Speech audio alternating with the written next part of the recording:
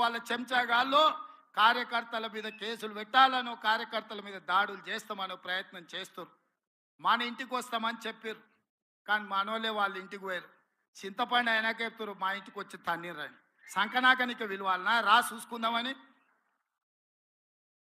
అందుకే నేను చెప్పిన, నేను లేను, శాంతి భద్రతలు వస్తానే చూసి శాంతి భద్రతలను సరిదిద్దండి అని చెప్పిన.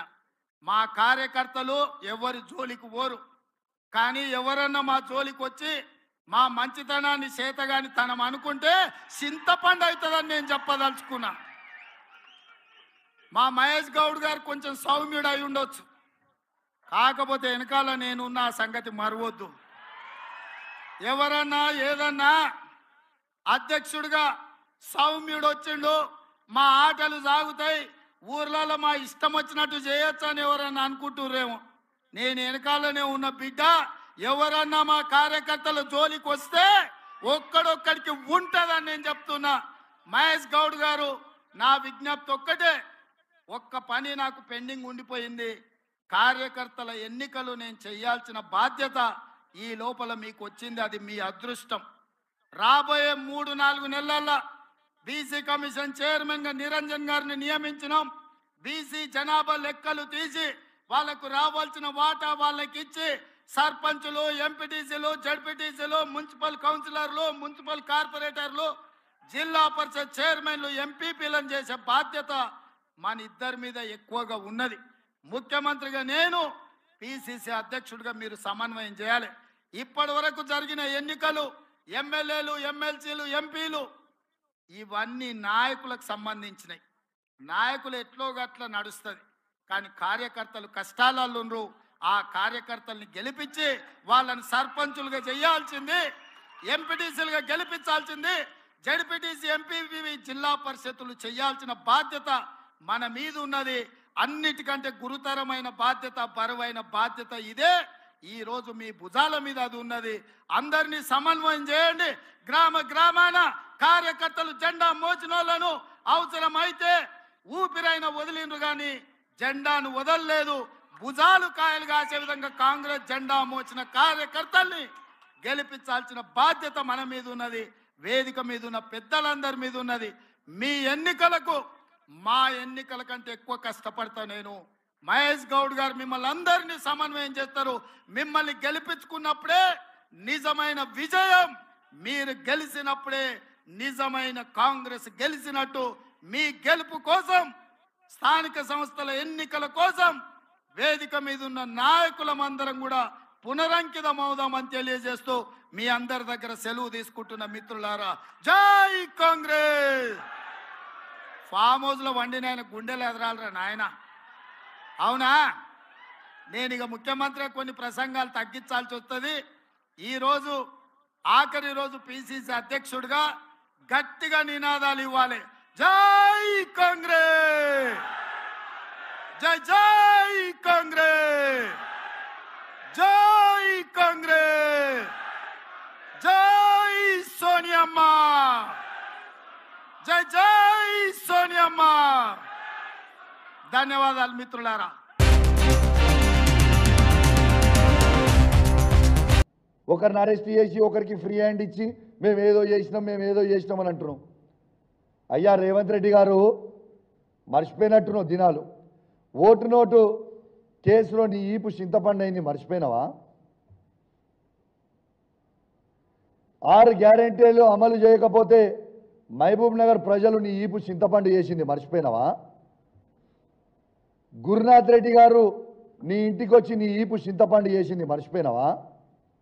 రేపు తెలంగాణ ప్రజలు నిన్ను చీరి చింత చెట్టుకి కట్టేసి నీ ఈపు చింతపండు చేసే రోజు వస్తుంది దగ్గర. ఎందుకు తొందరపడుతున్నావు బిడ్డ? ఖచ్చితంగా అవుతాయి, ఖచ్చితంగా అవుతుంది. నువ్వు ఎన్ని చేసినా, ఎంత భయపట్టించినా, నువ్వు ఏమి చేసినా నేను మాత్రం ఇంకేం చేస్తావు, ఎక్కువ హత్య చేయించే ప్రయత్నం చేసినావు, ఇంకా నేను హత్య చేయిస్తావు కావచ్చు. Yes, I'm ready to die for people of Telangana. బరాబర్ ఉన్నా, నువ్వు చంపితే చావడానికి నేను రెడీగా ఉన్నా. కానీ నీతో నీ ఎట్టు పరిస్థితుల కాంప్రమైజ్ అయ్యేదే ఉండదు. ఖచ్చితంగా నువ్వు ఏవైతే నీ హామీలు ఇచ్చినో 6 గ్యారెంటీలు ఇస్తామని ఆ 6 గ్యారెంటీలు ప్రజలకు ఇచ్చే వరకు నీ గుండెల్లో నిద్రపోతాడు కౌశిక్ రెడ్డి బిడ్డ, గుర్తుపెట్టుకో అని చెప్తా ఉన్నాను రేవంత్ రెడ్డికి. నేను ఆల్రెడీ చెప్పినా, నీ స్థాయి కేసీఆర్ గారి స్థాయి కాదు, కేటీఆర్ గారి స్థాయి కాదు, హరీష్ రావు గారి స్థాయి కాదు, ఆఖరికి నా స్థాయికి దిగిపోయినావు అని చెప్పిన. ఇవాళ నా స్థాయికి కూడా కాదు, చిల్లర వీధి రౌడీల స్థాయికి దిగిపోయినావు. నీ స్థాయి గాడికి అయిపోయింది మిస్టర్ రేవంత్ రెడ్డి గారు.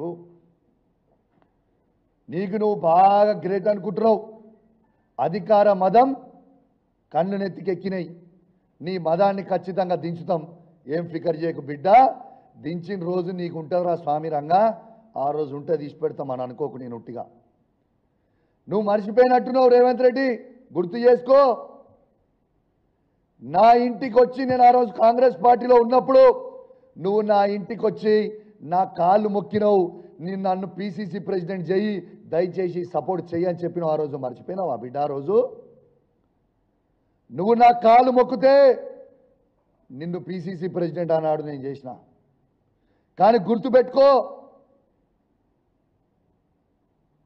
ఏ విధంగా నేను ఆ రోజు పిసిసి ప్రెసిడెంట్గా చేసినో, ఇవాళ కేసీఆర్ నాయకత్వంలో మళ్ళా నిన్ను సీఎం పదవి దించే వరకు నిద్రపోకుండా పనిచేస్తా బిడ్డ, జాగ్రత్త చూసుకో అని చెప్పి సందర్భంగా నేను హెచ్చరిస్తా ఉన్నాను. ఇవాళ తెలంగాణ ఇంద్రమ్మ ఇళ్లలో చంద్రన్న చెట్లు నాడుతున్నావు. తెలంగాణ ప్రజలు నీ ఈపు చింతపండు చేసే రోజు దగ్గరగా ఉంది బిడ్డ, నువ్వు వెయిట్ అండ్ వాచ్ అని చెప్తా ఉన్నాను. నీ నోటికి వచ్చినట్టు మాట్లాడుతున్నావు. నీ అయ్యా జాగిరా భయ్ తెలంగాణ. నువ్వు భయపట్టిస్తే భయపడికి ఇడే మన చేతు, భయపడితే భయపడికి ఉన్నా అనుకుంటున్నావు ఏంది? భయపడే ప్రసక్తే లేదు, గుర్తుపెట్టుకో. నీకు ఇంకోటి కూడా చెప్తున్నా, చాలా మందితోని ఆయన చిల్లర గుండాగాలతోని నాకు ఫోన్ చేపిస్తా ఉన్నాడు. నిన్ను ఖచ్చితంగా హత్య చేస్తాం, నిన్ను చేసి తీర్తాం అని ఫోన్ కాళ్ళు నాకు ఎవ్రీ డే వస్తూ ఉన్నాయి. నేను అడిషనల్ ఇంటెలిజెన్స్ శివధర్ రెడ్డి గారికి నేను ఆల్రెడీ పంపించిన ఫోన్ నంబర్లతో సహా. నేను ఈ వేదిక ద్వారా మొత్తం చెప్తున్నా, యావత్ తెలంగాణ ప్రజలందరికీ కూడా చెప్తున్నా, మీకోసం నేను చావడానికైనా సిద్ధంగా ఉన్నా. కానీ ఏనాడైనా నన్ను హత్య జరిగితే ఖచ్చితంగా దీనికి రేవంత్ రెడ్డి గారే బాధ్యత అని చెప్పి ఈ సందర్భంగా తెలియజేస్తా ఉన్నాను. ఇలా తెలంగాణ ప్రజలకి రక్షణ కల్పించాల్సిన ముఖ్యమంత్రి, హోమ్ మినిస్టర్ గారు తనే కాబట్టి అసలు ఏం చేస్తున్నారు? అసలు ప్రజలు నవ్వుకుంటున్నారు నువ్వు చేసే మాటలు. ప్రజలు నిన్ను చూసి నవ్వుకుంటున్నారు. తెలంగాణ ప్రజలు ఏమనుకుంటున్నారు అనేది ఆలోచన చేసుకో. ఇవాళ వాళ్ళ పిసిసి ప్రెసిడెంట్ అయిన మహేష్ గౌడ్ గారు మా కాంగ్రెస్ పార్టీకి సంబంధం లేదంటాడు. శ్రీధర్ బాబు గారు బీఆర్ఎస్ పార్టీ ఎమ్మెల్యేలు కొట్లాడుకుంటున్నారు అంటాడు. రేవంత్ రెడ్డి గారు మేము చేసినాం అంటాడు. మరి ఎవరు చేసిరు? మీరు ఎన్ని చెప్పినా ఈ తెలంగాణ రాష్ట్రంలో 10 నియోజకవర్గాలలో బై ఎలక్షన్లు రాక తప్పవు. మేము 10 నియోజకవర్గాలలో మళ్ళా బీఆర్ఎస్ పార్టీ జెండాలు ఎగిరేక తప్పదని చెప్పి ఈ సందర్భంగా తెలియజేస్తా ఉన్నాను. ఖచ్చితంగా బై ఎలక్షన్లు వస్తాయి. ఖచ్చితంగా కేసీఆర్ నాయకత్వంలో గట్టిగా పనిచేసి బీఆర్ఎస్ పార్టీ జెండాలు ఎగిరేస్తాం. రెండోది, నువ్వు గీ మాటలు చెప్పుకుంటూ గీ భయపెట్టించదలుచుకుంటే నీకు నా సంగతి బాగా తెలుసు రేవంత్, గుర్తుపెట్టుకో. ఏదో ఓ రోజు ఖచ్చితంగా బాధపడతావు.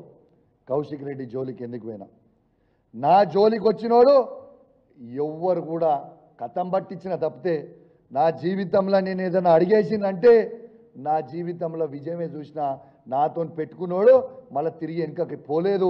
ఖచ్చితంగా నీకు కూడా అదే అవుతుంది, రాసి పెట్టుకో రేవంత్ అని చెప్పి సందర్భంగా తెలియజేస్తూ, ఇలా నువ్వు మాట్లాడిన మాటలు మరొక్కసారి తెలంగాణ ప్రజలందరినీ కూడా ఏ విధంగా ఈ తెలంగాణని శాంతి భద్రతలని నాశనం చేస్తుండో రేవంత్ రెడ్డి అనేది యావత్ తెలంగాణ ప్రజలందరూ కూడా గమనించాలని కోరుకుంటూ